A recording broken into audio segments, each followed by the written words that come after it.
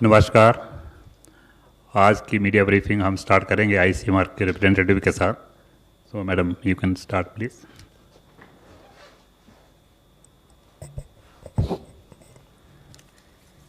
Good afternoon. और ICMR ने पिछले 2 महीने में बहुत ज़्यादा फोकस किया है टेस्टिंग कैपेसिटी को इंक्रीज़ करने के लिए पूरे भारत में। और अगर आप देखेंगे तो अब हमारी जो टेस्टिंग फैसिलिटीज़ हैं वो हर स्टेट और हर यूनियन टेरिटरी में मौजूद हैं। आज कल की तारीख में हमारी 681 लैब्स अप्रूव थी, फंक्शनल थी, जिसमें से गवर्नमेंट सेक्टर में 476 लैब्स काम कर रही हैं, प्राइवेट सेक्टर में 205 लैब्स काम कर रही हैं। और हमारी जो टेस्टिंग एंड ऑफ मार्च में जो हमारी 20 to 25,000 सैम्पल्स पर डे थी, आज हम लोग का जो टेस्टिंग नंबर है वो 1,20,000 on an average we are testing every day. और टेस्टिंग कैपेसिटी को रैंप अप करने के लिए हम लोगों ने इंडिजिनस प्लेटफॉर्म्स पे भी काफ़ी ध्यान दिया है।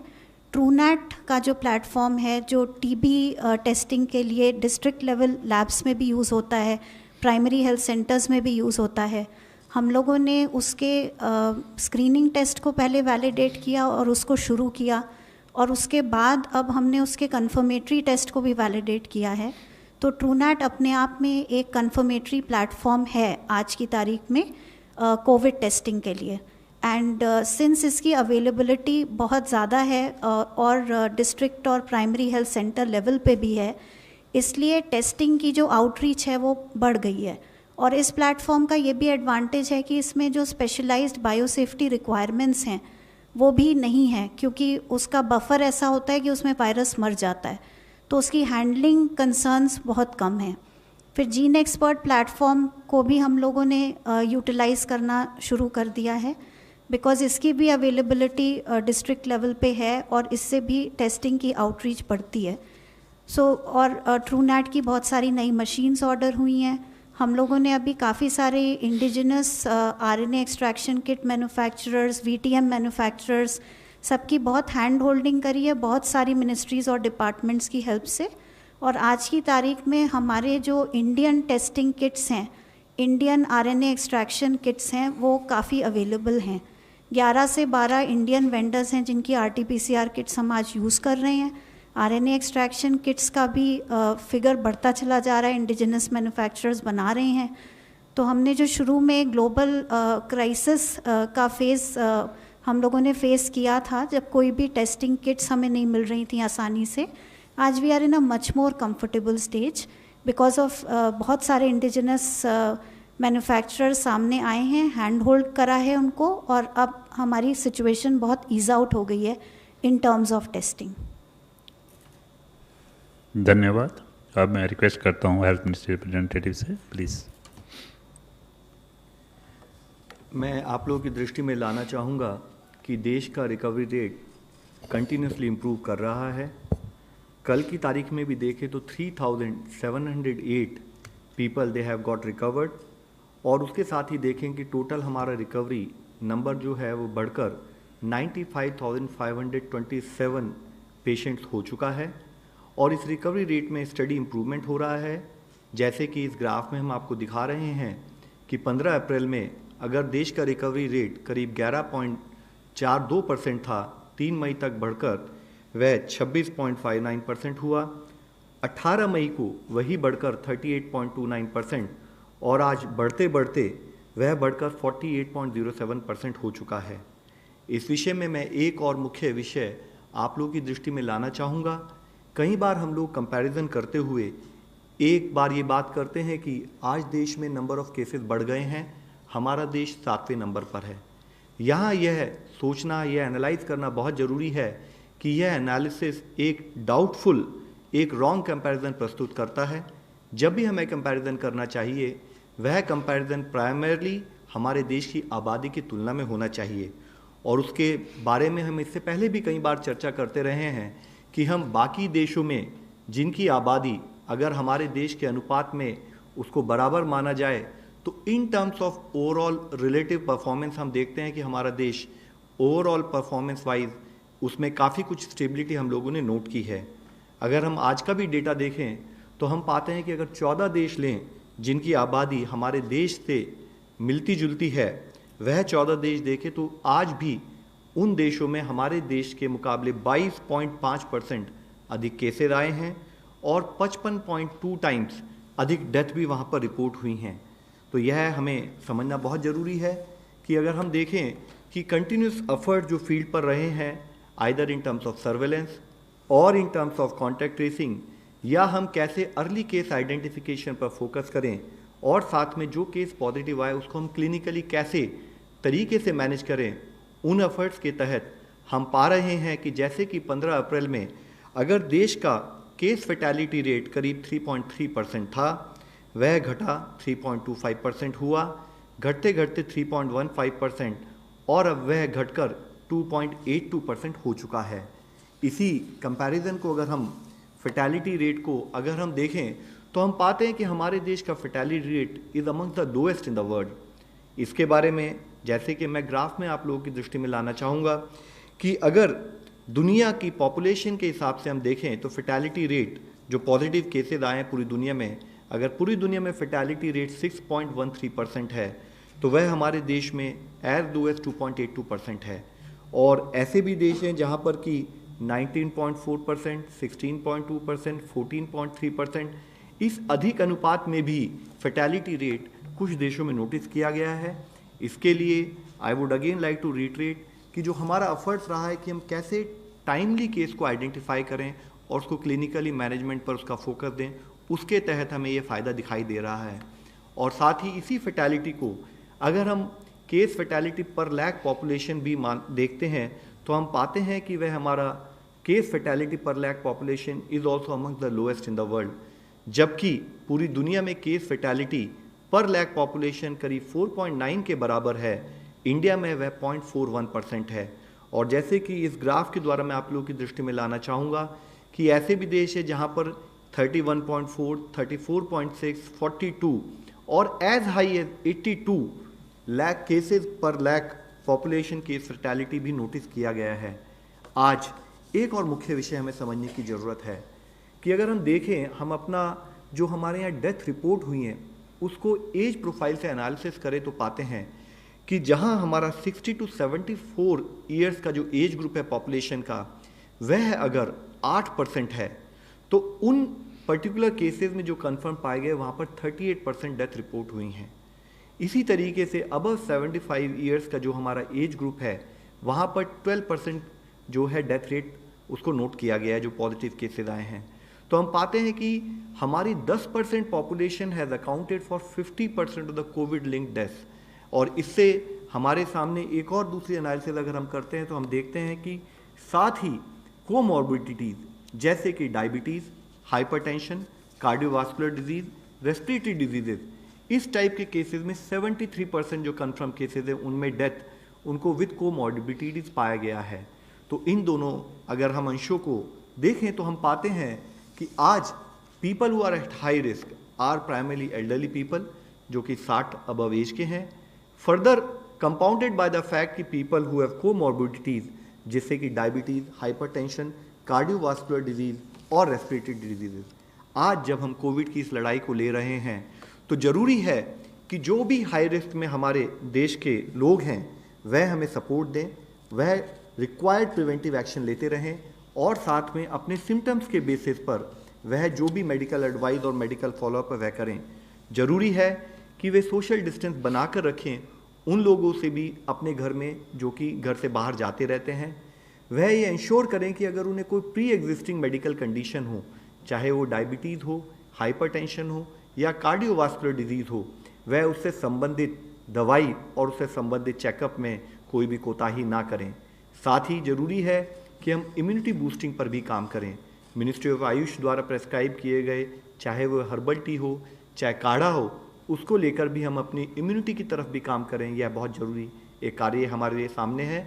इसके साथ ही हम ये अवॉइड करें कि हम बाहर जाएं, ज़रूरत पड़े तो हम टेलीमेडिसिन के द्वारा भी अपनी मेडिकल एडवाइस लेते रहें। इसके लिए बहुत ज़रूरी है कि टेक्नोलॉजी का प्रयोग किया जाए। जैसे एक स्थान पर हमारे केसेस का नंबर बढ़ रहा है तो technology has a very important role in terms of guiding to check कि हम कहीं कोविड-19 पेशेंट के आसपास तो नहीं है। साथ ही it also helps us through Aarogya Setu application कि हम अपने आप को सेल्फ असेस कर सकते हैं, और इसके साथ ही मुख्य है कि हम अपनी हेल्थ को सेल्फ मॉनिटर करते रहें, और हमें अगर कोई भी ऐसी सिचुएशन लगे जिसमें कि हमारे को कोई भी सपोर्ट की ज़रूरत हो तो हम उसके लिए मेडिकल सपोर्ट के लिए तैयारी करें। ज़रूरी है कि जब आज अपने आप को बचाने के लिए हम अपने एल्डरली पॉपुलेशन, कोमॉर्बिड पॉपुलेशन को उनसे रिक्वेस्ट करते हैं कि वह अधिकतम घर पर रहें, तो ज़रूरी है कि घर पर रहकर वो कैसे प्रोडक्टिव रहें, उस समय को कैसे यूटिलाइज़ करें। तो फिट रहने के लिए उनको हम रिक्वेस्ट करेंगे कि वह योगा का इस्तेमाल करें, इंटेलेक्चुअल स्टिमुलेशन के लिए किताबें पढ़ें। ज़रूरी है कि ये टाइम इस्तेमाल किया जाए कि हम कैसे अपनी फैमिली के साथ बॉन्ड करें, कैसे हम इंडोर हॉबीज़ डेवलप करें, और कैसे हम अगर घर पर भी रहें तो हम अपने नियर डियर्स को सोशल मीडिया और थ्रू टेक्नोलॉजी हम उनसे कैसे आसपास रहें। आज ज़रूरी है कि जब एक स्थाई पर जो हमारी हाई रिस्क पॉपुलेशन है, तो दूसरे स्थाई पर जो घर के मेंबर्स बाहर जाते हैं वह भी किसी न किसी तरह से रिस्क का पात्र हैं। उनसे भी हमारी रिक्वेस्ट रहेगी कि वह ज़रूरी हर तरह से हैंड हाइजीन, रेस्पिरेटरी हाइजीन उस पर ध्यान रखें, अपने हाथों को साबुन से समय समय पर साफ़ करते रहें, अल्कोहल बेस्ड हैंड सैनिटाइज़र का इस्तेमाल करें। ज़रूरत हो तो कोई भी ऐसा कोई अगर ज़रूरत हो तो उनको एक तो अवॉइड करें कि कैसे अपने फेस को रेगुलरली वो टच करने का जो एक हमारा एक रूटीन हैबिट होती है उसको कैसे चेंज करें। साथ ही हम जिन लोगों को भी सिम्टम्स हैं उनसे थोड़ा कांटेक्ट को अवॉइड करें, और अपने घर के जो एल्डरली हैं उनको हम सपोर्ट प्रोवाइड करें। आज ज़रूरी है कि हम फिज़िकल गैदरिंग्स को अवॉइड करें, जबकि हम लॉकडाउन से अनलॉक 1 की स्थिति में हैं, तो हम कोई भी ऐसा कार्य न करें जिससे हम या हमारी फैमिली के मेंबर्स को किसी भी तरह का एक रिस्क हो। साथ ही हमारे जो हाई रिस्क पॉपुलेशन है, अगर उन्हें कोई भी सिम्टम डेवलप होता है, चाहे वह फीवर हो, चाहे वह कफ हो या ब्रीदिंग डिफ़िकल्टी हो, तो एक रिक्वेस्ट हम करना चाहेंगे कि ज़रूरी है कि हम अवेयर रहें, और अवेयरनेस का एक पार्ट है कि बिना पैनिक हुए किसी भी तरीके से समझें कि आज भी हम अपने केसेस देखें तो because of the effective clinical management focus हमारे यहाँ पर जो एल्डरली पॉपुलेशन है वो लोग भी काफ़ी अच्छी तादाद में हमारे यहाँ रिकवर हो रहे हैं। तो पैनिक करने की ज़रूरत ना करते हुए वो तुरंत मेडिकल सपोर्ट के लिए उसके लिए प्रयत्न करें। जिसके लिए ज़रूरत हो तो स्टेट या डिस्ट्रिक्ट की हेल्पलाइन को गाइडेंस के लिए बात करें, डॉक्टर को दिखाएं, और जैसे कि डॉक्टर्स का एडवाइस हो, चाहे वह होम आइसोलेशन हो इन केस की अगर कोई माइल्ड सिम्टम हो, या वो होम क्वारंटाइन हो इन केस की सैम्पलिंग क्राइटेरिया के हिसाब से सैंपल करने के बाद अगर नेगेटिव पाया जाए, या अगर ज़रूरत हो पॉजिटिव हो तो वह अवसर के अनुसार अपने आप को कोविड हॉस्पिटल में एडमिट कराकर भी अपना इलाज के ऊपर ध्यान दें। आज ज़रूरी है कि देश के 135 करोड़ लोग मिलकर इस लड़ाई को, जैसे अब तक हम पिछले 4 महीने से लड़ते आ रहे हैं, उसी स्ट्रेंथ, उसी मोमेंटम और उसी विगर से कंटिन्यूड इस लड़ाई में हम लगे रहें। ज़रूरत है कि हम इंडिया विल विन इस अप्रोच से काम करें और एक प्लेज लें और सोशल मीडिया में भी हाईलाइट करें कि yes, while we are taking this battle together, while we are working together, हम में से कोई भी अकेला नहीं है। हम लोग आज फिजिकल डिस्टेंस की बात करते हैं, लेकिन हम फिजिकल डिस्टेंस होते हुए भी मिलकर काम करेंगे और इस बीमारी से अपने आप को बचाएंगे। इसके साथ ही मैं फिर से एक पॉइंट हाईलाइट करना चाहूँगा कि अब तक भी, जैसे कि माननीय प्रधानमंत्री जी ने कई बार कहा है कि कोरोना की लड़ाई में ये जो देश की लड़ाई है ये हर नागरिक की लड़ाई है, हर नागरिक के द्वारा, हर नागरिक के किए हुए सपोर्ट से ही हमें इसमें जीतना है। और उसी के कारण अगर हम देखें तो उसी नागरिक के प्रयासों के कारण ही आज हम कोरोना से होने वाले अपने नुकसान से काफ़ी हद तक अपने आप को बचाने में काफ़ी कुछ कामयाब भी रहे हैं।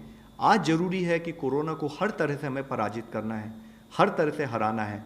इसके लिए 3 रिक्वेस्ट मैं फिर से आप लोगों की दृष्टि में लाना चाहूँगा, रिक्वेस्ट करना चाहूँगा, हाईलाइट करना चाहूँगा कि ज़रूरी है कि हम जागरूक रहें, हर नागरिक जागरूक रहे। ज़रूरी है कि हम अपने प्रिवेंटिव एफर्ट्स पर काम करें, हमारे निवारक प्रयास चलते रहें, निरंतर हम उस पर कार्य करते रहें। और health seeking behaviour, timely treatment, अगर हमें कभी भी कोई भी ऐसी सिचुएशन लगती है कि हमें मेडिकल एडवाइस की ज़रूरत है तो समय पर एडवाइस लें और अपना इलाज कराएं। इसके साथ ही अंत में मैं यही कहना चाहूँगा कि अब तक हमारे पूरे एफर्ट्स अगर आप देखें तो वह कंटिन्यूड जो पूरे एफर्ट्स रहे हैं हमारे शुरू से ही सर्वाइवल के लिए रहे हैं। पहले वह हमारी लड़ाई थी कि वायरस से हम कैसे सर्वाइव करें, अब हम उस सर्वाइवल को और फर्दर एक्सटेंड करते हुए अनलॉक की स्थिति में कि हम कैसे वायरस के साथ रहते हुए अपने आप को सर्वाइव करें, कैसे अपने लाइवलीहुड और उन ऑप्शंस पर भी काम करें। तो इसके लिए जो हमारा लॉकडाउन का पीरियड है, जिसको हमने हर तरह से पॉजिटिव इस्तेमाल किया है, चाहे वह हमारा हेल्थ इंफ्रास्ट्रक्चर का बढ़ाना हो, हमारे हेल्थ केयर वर्कर्स का ओरिएंटेशन करना हो, और साथ ही हमारे इस ओरिएंटेशन के द्वारा कम्युनिटी को ओरिएंट करना हो, कम्युनिटी के सपोर्ट से हमें कैसे आगे बढ़ना हो और किस तरह से हमने सर्विलेंस पर काम किया है, उसी एफर्ट्स को हम करते रहें। और उसी एफर्ट्स को करते हुए अंत में मैं आपसे अपील करना चाहूँगा कि इस लॉकडाउन की परिस्थिति में हम जो प्रिकॉशंस लेनी हो उसको कंटिन्यूड उसी विगर और उसी मोमेंटम के साथ लेते रहें। मैं इस अपील को एक वीडियो के द्वारा आपके सामने प्रस्तुत करना चाहूँगा। अरे बबलू, लॉकडाउन खुलते ही टहलने निकल पड़े। महामारी अभी फैली हुई है। सरपंच जी टहलने नहीं, काम पे वापस जा रहे हैं। तुझे डर नहीं लगता वायरस पकड़ लेगा? पहले थोड़ा बहुत डर लगता था, फिर पता चला कि अगर मैंने पूरी सावधानी बरती तो ये बीमारी होने की संभावना कम है। सबसे महत्वपूर्ण है ये मास्क। काम पर मास्क हमेशा पहनूंगा, समय समय पर हाथ धोता रहूंगा और दूसरों से हर वक्त कम से कम 2 गज की दूरी बनाए रखूंगा। खुद को, दूसरों को और अपने परिवार वालों को भी सुरक्षित रखूंगा। अरे भाई, मेरी जिम्मेदारी बनती है तुझे चेतावनी देना, सो दे दिया। जब देश के मेडिकल और स्वच्छता कर्मचारी रोज कोरोना वायरस से लड़ने का काम कर रहे हैं तो हमारी भी तो जिम्मेदारी बनती है अपना काम करने की। बबलू, तुझे कुछ हो गया तो? हजारों लोग इस बीमारी को हराकर ठीक हो चुके हैं और अगर किसी कारण मुझे ये बीमारी हो भी जाए तो सरकार ने अस्पताल में हमारे इलाज के लिए पर्याप्त व्यवस्था कर रखी है। ये घबराने का वक्त नहीं, एक दूसरे का हौसला बढ़ाने का वक्त है। अरे ऐसे क्या देख रहा है? तू काम पे जाएगा, मैं नहीं जाऊंगा, नाक नहीं कट जाएगी मेरी। चलो। मास्क। हाँ, मास्क मास्क। अरे नाक तो ढक लो। हाँ। कोरोना वायरस से हमें लड़ाई जारी रखनी पड़ेगी, पर उससे डर कर नहीं, पूरी सावधानी के साथ डट कर चलिए। रुकी जिंदगी को आगे बढ़ाएं, देश को आत्मनिर्भर बनाएं। जय हिंद।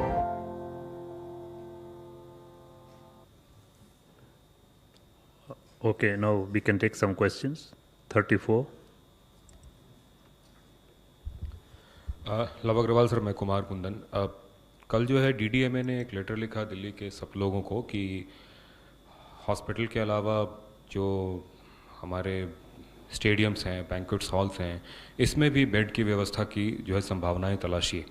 तो क्या हम इसको मान के चलें कि आंकड़ा इतना ज़्यादा हो रहा है कि अब अस्पतालों से निकलकर जो दूसरे व्यवस्था है उसकी तरफ भी हम लोग आगे देख रहे हैं और इसको पीक से जोड़ा जाए? और एक और इससे ही जुड़ता सवाल कि दिल्ली सरकार ने बॉर्डर वगैरह सील कर दिए हैं, तो आपको लगता है कि इससे जो है दूसरे जगह के जो लोग हैं जो दिल्ली इलाज वगैरह के लिए आते थे उनको थोड़ी परेशानी होगी, असुविधा होगी? सर, जैसे आपने बताया कि हम हर स्टेट से कंटिन्यूड बेसिस पर एक ही डिस्कशन करते आ रहे हैं कि आप अपने यहाँ केसेस की ट्रैजेक्टरी को एनालाइज करें, केसेस के सर्विलेंस पर फोकस करें, कॉन्टैक्ट ट्रेसिंग करते रहें और उसके साथ ही जो भी पॉजिटिव केसेस आए उनको आइडेंटिफाई करें, उनका ट्रीटमेंट ऑर्गेनाइज करें। उसी के पार्ट में अगर आप देखें कि जैसे जैसे किसी भी वायरस का स्प्रेड कम्युनिटी में पहुंचता है तो उसके हिसाब से जब केसेस बढ़ते हैं तो उसी के तहत ही हर स्टेट को अपना हॉस्पिटल इंफ्रास्ट्रक्चर प्लान करना है। तो it is left to the state कि वो अपने हॉस्पिटल इंफ्रास्ट्रक्चर को केसेस की ट्रैजेक्टरी को समझते हुए, अगर वो ज़रूरत समझते हैं कि उन्हें कोई टेम्प्रेरी हॉस्पिटल बनाने की ज़रूरत है तो उनको डेफिनेटली बनाना चाहिए। 11. सर, इसके लिए अगर आप देखें जो नेशनल डिज़ास्टर मैनेजमेंट एक्ट में जो हमने गाइडलाइंस इशू की है मिनिस्ट्री ऑफ होम ने, उसमें हर स्टेट को फ्रीडम दिया है कि while there are normative guidelines issued by government of India, हर स्टेट अपने लेवल पर एनालाइज करके अगर उन्हें कोई एडिक्वेट एडिशनल एक्शंस लेने हैं तो वह ले सकते हैं।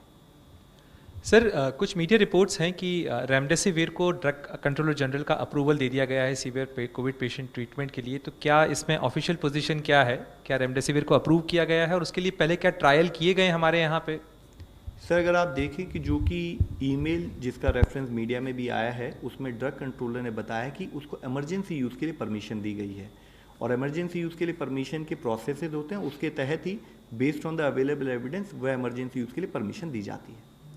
एक ऑनलाइन क्वेश्चन है, remdesivir has been approved for emergency use while India is part of solidarity trial what evidence were presented before the government to grant an authorization for the drug, and in what dose will it be given?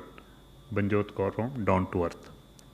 तो जैसे मैंने आपको बताया कि emergency use की permission दी गई है, उसके साथ ही क्योंकि वह डिटेल्स अभी in terms of what protocol, in terms of what dosages इसको दिया जाना चाहिए, वह मेरे पास अवेलेबल नहीं, हम आपको प्रोवाइड करा सकते हैं।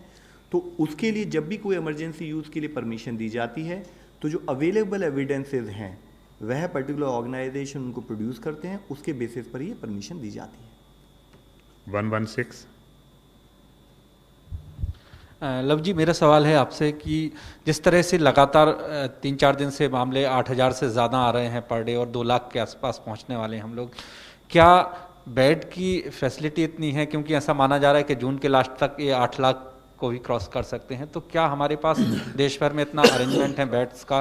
कई जगह ये भी तस्वीरें आई हैं कि वहीं बिस्तर पर बॉडी पड़ी हुई है, वहीं ट्रीटमेंट चल रहा है, तो क्या बेड की कमी पड़ रही है? सर, अगर आप देखें डे 1 से पूरा एफर्ट जो गवर्नमेंट ऑफ इंडिया के लेवल पर रहा है कि हम हर स्टेट को एडवाइस करें कि किस टाइप का हेल्थ इंफ्रास्ट्रक्चर उन्हें प्लान करना चाहिए ताकि किसी भी टाइप की कमी ना हो। इस पर्टिकुलर डिजीज़ में मुख्यतः ये पाया गया है कि ऑक्सीजन सैचुरेशन की कमी होती है और बहुत relatively come number of patient को ही वेंटिलेटर या आईसीयू सपोर्ट की ज़रूरत पड़ती है। तो उसी के साथ ही हम लोगों ने स्टेट्स को एडवाइस किया है कि आप ऑक्सीजन सपोर्टेड बेड्स पर फोकस करें, ऑक्सीजन सैचुरेशन एनालिसिस पर फोकस करें और टाइमली आइडेंटिफिकेशन करते हुए पेशेंट का ट्रीटमेंट ऑर्गेनाइज करें। और हर स्टेट को ऑलरेडी हमने एक प्रोजेक्शन टूल भी दिया है कि अगर आपका ये रेट ऑफ ग्रोथ चल रहा है तो आपको आने वाले टाइम में कितने पर्टिकुलर नंबर के हिसाब से आपको प्लानिंग करनी चाहिए। ये गाइडेंस हर स्टेट को दी गई है और उसके साथ ही हर स्टेट उसके बेसिस पर प्लान भी कर रहा है।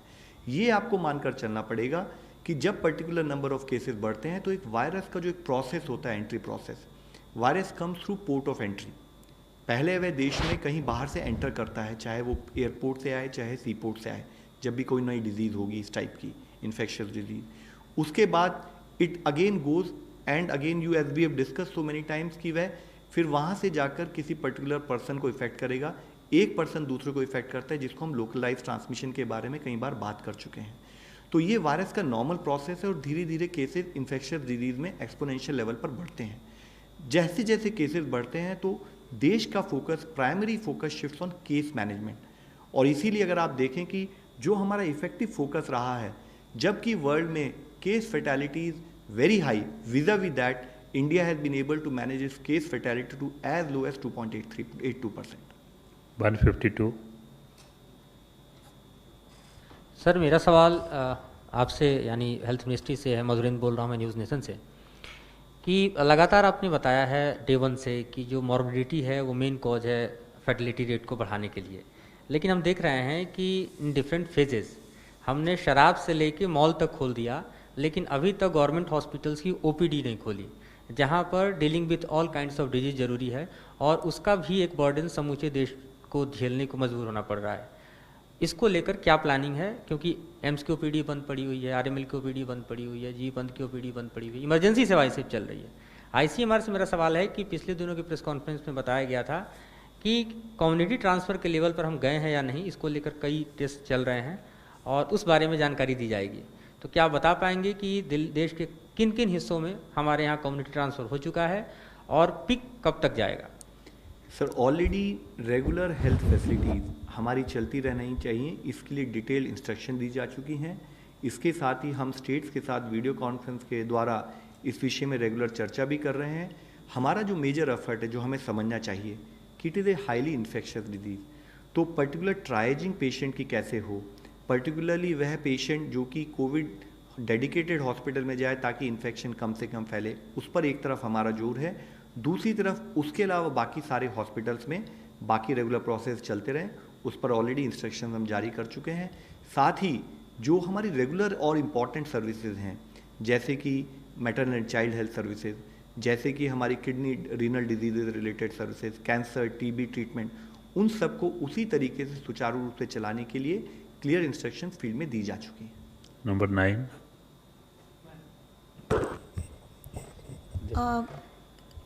एक चीज़ होती है ना कि अब ये इन्फेक्शियस डिजीज़ है, what is the extent of spread of this disease. So community transmission word ना यूज़ करके it is very important to understand कि क्या एक्सटेंट है स्प्रेड की, कितना फैला है, और देशों के कंपैरिजन में where do we stand.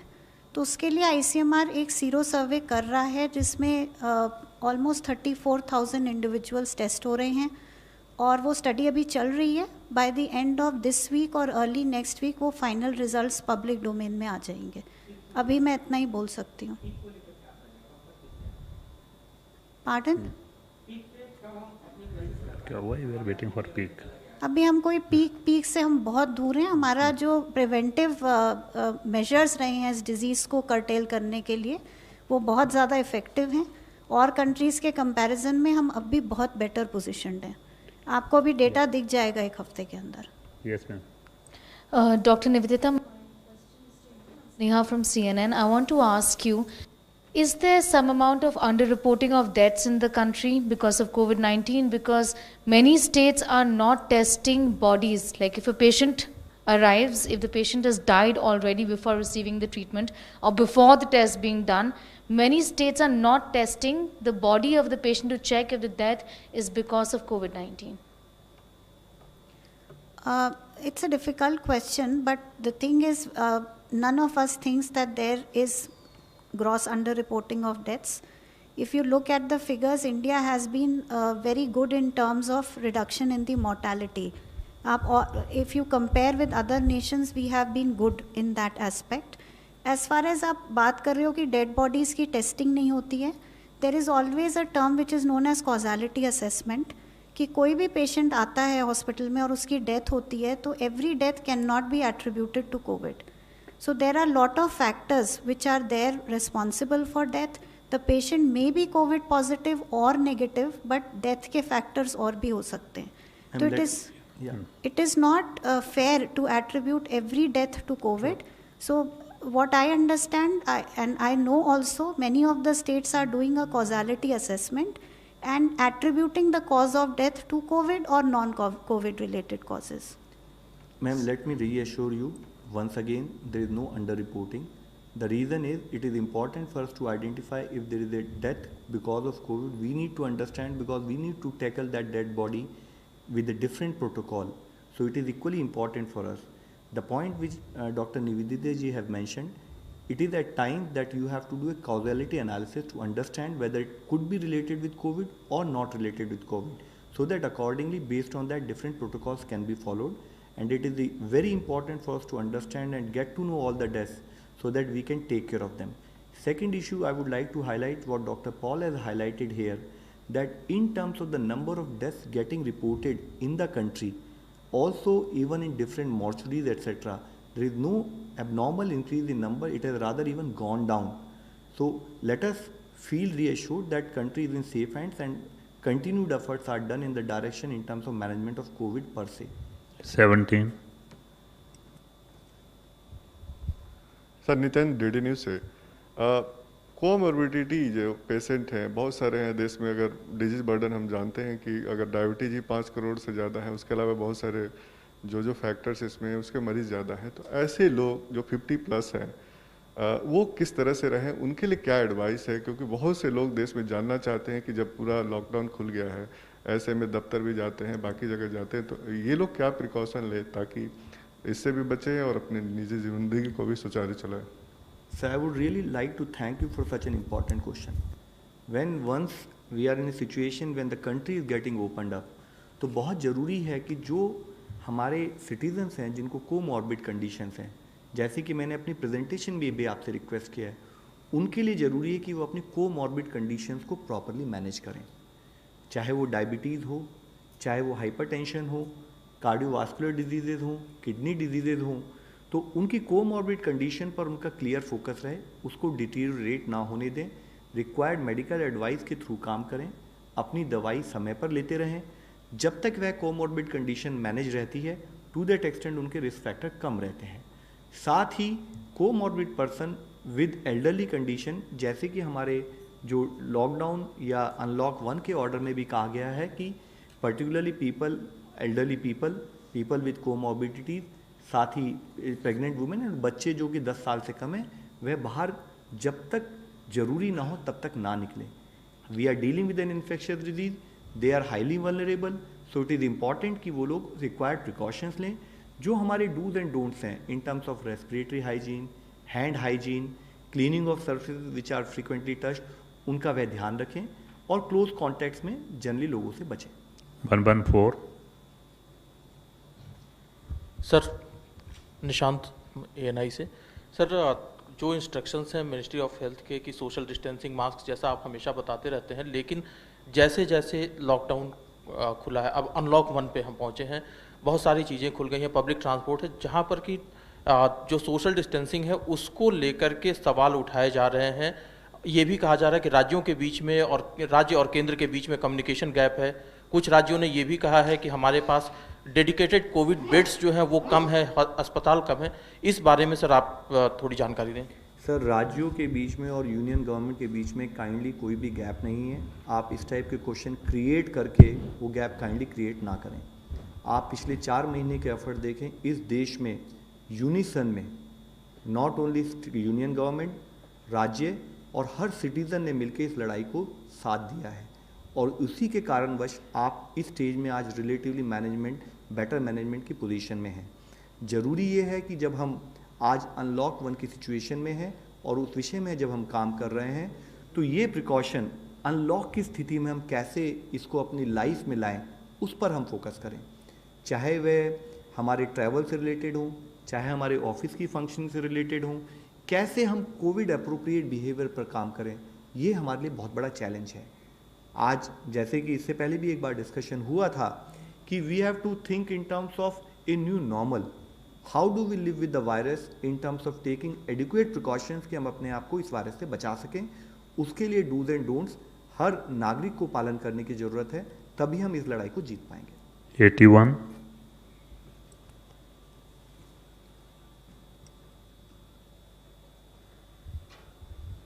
Madhav from Times Now. Mr. Agarwal, my question to you is that as we are approaching 2 lakh cases, what is the protocol? Is there any change in the protocol as far as contact tracing is concerned? Because I would imagine you would need a large number of people to actually carry that out at the state level. So has there been any change, A? And also cities like Bombay have been reporting that there has not been enough contact tracing. There have been different reports that have been coming around. And also as far as those people who test positive and who are asymptomatic, what is the protocol for contact tracing in such cases, whether it is offices or residential spaces? Could you just elaborate on that, please? So, sir, our primary focus still remains focusing on containment zone, identifying wherever cases have come, and with respect to what exercise through active case search we take up in those particular areas. And as and when additional cases do get found in some locations, to that extent the size of the containment zone need to increase, and active search to that extent further has to be strengthened. All after doing this active search, whatever cases which are there which needs to be tested as per the testing criteria, including asymptomatic high risk contacts, which is part of the testing criteria, they need to be tested, and any person who is found positive, they should be treated as per protocol. As we have already allowed, particularly with respect to very mild symptom, if the home facility is sufficient enough, they can stay at home, or there are even hotels where they can go and they can stay there, which are also supposed to have the adequate medical facilities. Besides that, if there are people who are moderate or severe or critical, there are COVID dedicated health care centers, health centers and COVID dedicated hospital where both regular bed as well as oxygen support bed and critical care bed, if need be with ventilator, should be organized for those patients. Our focus primarily remains on surveillance, contact tracing, and wherever larger number of cases are there, our focus parallelly shifts also in terms of case fatality management, in terms of clinical management. Last question, 35. Mrigank Prabhakar सारा TV से। Sir, जो कोविड-19 dashboard है उसके ऊपर एक state reassign करके एक column बना हुआ है, उसमें 6-6.5 हज़ार पेशेंट्स करीब हैं। ये कौन से पेशेंट्स हैं और इसमें फैटिलिटी वगैरह कुछ दे नहीं रखा, मतलब फैटिलिटी उसमें शो नहीं कर रखी, जबकि 10 दिन से ये लगातार इसमें केसेस आ रहे हैं। सर, इससे पहले भी एक बार आपको डिटेल में मैंने एक्सप्लेन किया था कि क्या होता है कि जब पॉजिटिव केसेस आते हैं तो वो लैब से आते हैं। उन केसेस में जब समटाइम जो लैब का रेफरल फॉर्म होता है, अगर वह ढंग से ना भरा गया हो, तो उस पर्टिकुलर केस में उस पर्टिकुलर पेशेंट को लोकेट करके उसकी कॉन्टैक्ट ट्रेसिंग की एक्सरसाइज हम स्टेट के साथ मिलकर करते हैं। तो तो ये जो नंबर आपको दिख रहे हैं ये उससे रिलेटेड नंबर हैं। अब हम 1 लाख के करीब 1.25 लाख टेस्ट पर डे कर रहे हैं। तो हिस्टोरिकली कुछ केसेस ऐसे होते हैं जिसमें या तो कॉन्टैक्ट नंबर ढंग से नहीं भरा हुआ है, या वह पर्टिकुलर पर्सन एक जगह पर अब उसने टेस्टिंग हुई, वह ही has shifted to some adjoining district, तो वो प्रोसेस कर रहे हैं। अगर उसमें कहीं पर भी डेटा अपडेट नहीं हुआ है तो ये मत मानिए कि उस पर्टिकुलर पेशेंट को अटेंड नहीं किया जा रहा है। I think what is very important to understand is that it is not about data management, it is about action on the field, and that is what every state primarily is focused on, कि हम कैसे field पर हर case को manage करें। Thank you very much. Thank you, friends.